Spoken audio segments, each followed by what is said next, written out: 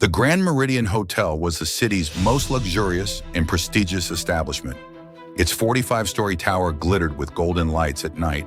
Famous business people, politicians, and wealthy tourists all stayed there. Yet for the past 6 months, the hotel staff had sensed something was amiss. Every month on the 15th, just past midnight, strange activity occurred on the 38th floor. This floor was normally reserved for private events and was rarely used.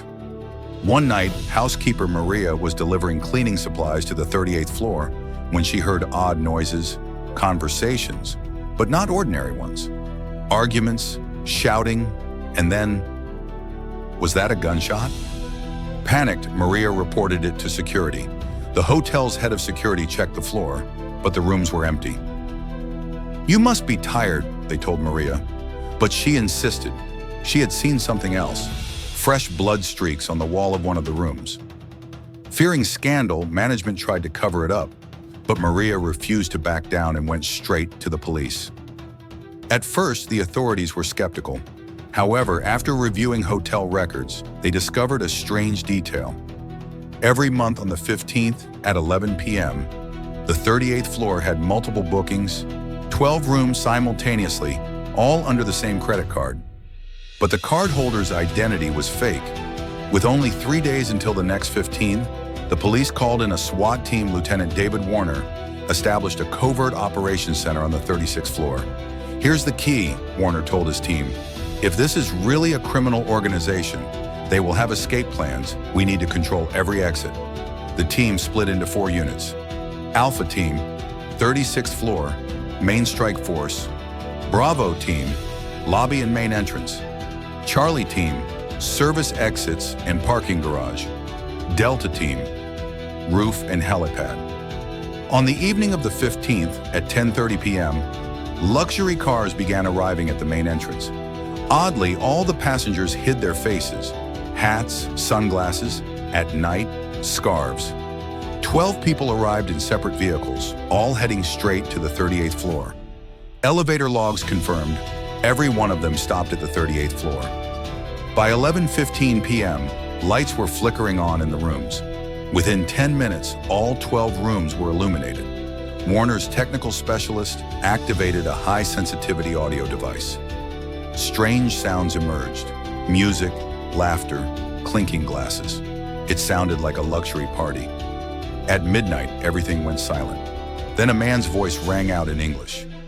"Welcome, ladies and gentlemen. As you know, tonight is very important. This is the result of 6 months of preparation." Warner listened closely. Then the shocking revelation came. "Tonight, we will approve a $15 million transfer.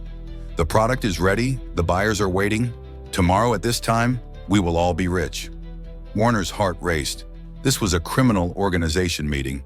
But what kind? Drugs? Weapons? Human trafficking? The technical expert noticed another detail. The 38th floor's electricity usage was abnormally high. As if some heavy equipment was running, Warner instructed thermal scans. The results were strange. One room emitted extremely high heat, large and rectangular. "That's a server," exclaimed the specialist. "They've converted a room into a server room." Warner connected the dots. A cybercrime wave had recently hit the city. Banks hacked, companies' data stolen, millions transferred. "Cybercrimes division, now," he ordered. This was a cybercrime operation. Then came a sudden burst of chaos, screaming, shouting, and gunfire. "Alpha Team, move! Bravo and Charlie, lock down all exits." SWAT stormed the 38th floor. Doors were broken down amid shouts of, "Police! Hands up!" But the scene was more complicated than expected. 10 of the 12 rooms were empty and untouched. The group of suspects had gathered in 2 suites. When SWAT entered, 11 people surrendered. One lay on the floor, bleeding from a gunshot to the head. Warner approached the leader, who calmly said, "Finally, you're here. We were expecting you." Warner was stunned. "You were expecting us?" The man nodded at the corpse. This man was a traitor. He intended to inform the police, but we acted first. The 11 were detained and the body was taken for autopsy. But the shocking truth came when the room was examined. The server room wasn't a hacking operation.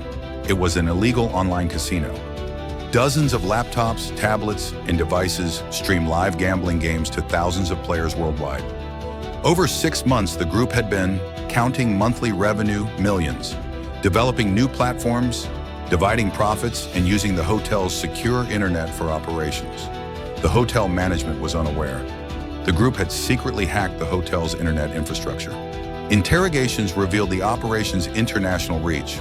The leader, Alexander Kozlov, 45, had been a software engineer. 5 years ago, after losing his job, he entered the illegal online casino world. Using his intelligence and technical expertise, he built his own network. 7 server centers in different countries, 50+ fake casino websites, over 100,000 daily users, monthly revenue of $15 to $20 million, complex crypto-to-cash money laundering. Warner's team discovered user lists, including business moguls, politicians, and famous athletes. Kozlov's phone records revealed that the murdered man had attempted to defect to a rival group. Kozlov acted preemptively. SWAT's arrival had disrupted the plan, all triggered by a single observant housekeeper. With the intelligence gathered, Warner coordinated with the FBI, Interpol, and Europol. Worldwide raids occurred that night. Netherlands, 3 server centers raided South Korea. 7 people arrested Dubai. 2 senior members apprehended in luxury villas. Malta, money laundering hub raided Switzerland. Bank accounts frozen. In total, 47 arrests and $125 million in seized assets. During Kozlov's interrogation, Warner asked why he chose the Grand Meridian Hotel. Kozlov smirked, because no one suspects a luxury hotel. People look for illegal operations in dark, dirty places, but we were sipping champagne and making millions, hidden in plain sight. Warner nodded. Clever, but not careful enough. A single housekeeper destroyed your empire. After the operation, the hotel underwent a full security overhaul. The 38th floor was permanently closed for special events. Maria was honored by the city, and a secret philanthropist covered her daughter's university tuition. Kozlov and his associates received a combined 250-year prison sentence. Seized funds were returned to the victims of online gambling. 3 months later, Warner sipped coffee in the hotel lobby, reflecting, criminals don't always hide in dark corners. Sometimes the most luxurious, brightest places conceal the darkest secrets. And sometimes ordinary people, like a hotel housekeeper, can topple a multi-million-dollar criminal empire.